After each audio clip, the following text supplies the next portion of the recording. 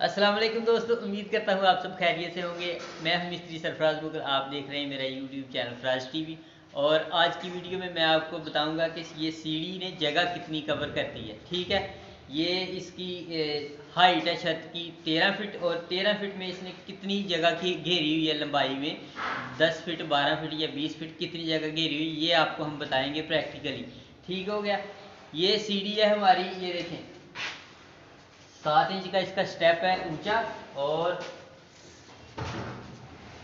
11 inch इसका ये लंबाई में स्टेप है जिसके ऊपर पाँव रखते हैं। ठीक है, 11 बाई 7 इंच का स्टेप है, और 13 फिट छत की हाइट है गिराज से। ठीक है, वैसे तो 12 फिट है लेकिन गिराज 1 फिट डाउन है।